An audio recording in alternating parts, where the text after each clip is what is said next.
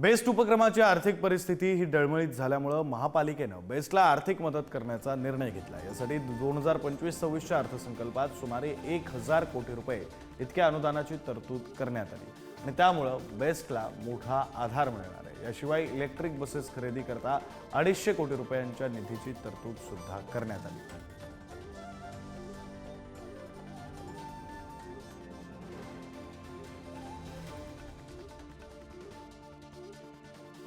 प्रतिनिधी धनंजय दळवी आपल्यासोबत जोडले गेलेले आहेत। आपण त्यांच्याशी या संदर्भात बोलूया। धनंजय, खरं तर बेस्टची सध्याची आर्थिक परिस्थिती काय आहे आपण मागच्या अनेक दिवसांपासून पाहतोय आणि त्यामध्ये पालिकेने दिलेला हा मोठा दिलासा म्हणावा लागेल। नक्कीच विक्रांत, आपण जर पाहिलं तर सध्या बेस्ट ही तोट्यात असल्याचं पाहायला मिळते आणि बेस्टची व्यवस्था सुद्धा डळमळीत झाल्याचे चित्र हे सगळीकडे सर्व स्तरावर पाहायला मिळते, कारण की स्वमालकीच्या बस ज्या आहेत त्या सुद्धा कमी होताना पाहायला मिळत आहेत। त्याचबरोबर दिवसेंदिवस जे कंत्राटी पद्धतीने ज्या बस भरती करण्यात आलेल्या आहेत त्यांचे होणारे अपघात असतील किंवा त्या वेटलिस्टच्या ज्या बस आहेत त्यांचा मेंटेनन्सचा प्रश्न असेल, अशा विविध गोष्टी आहे आणि अशातच कर्मचाऱ्यांचे पगार आणि इतर सगळ्या गोष्टींवरून नेहमीच बेस्ट ही चर्चेत असलेली पाहायला मिळते।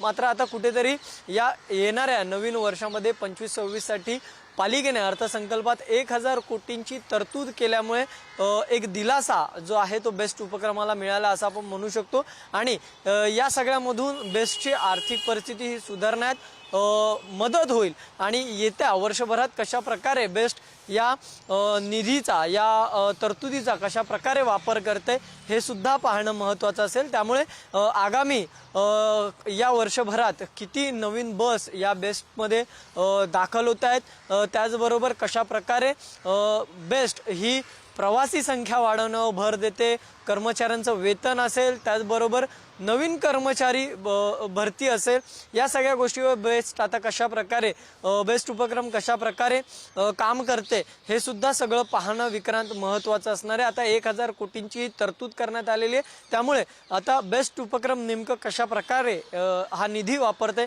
हे सुद्धा पाहणं महत्त्वाचं असणार आहे। विक्रांत, खरं आहे धनंजय, याकडे आपलं लक्ष असेलच। वेळोवेळी तुमच्याकडून अपडेट घेत राहू। तुर्तास धन्यवाद दिलेल्या सगळ्या तपशिलासाठी।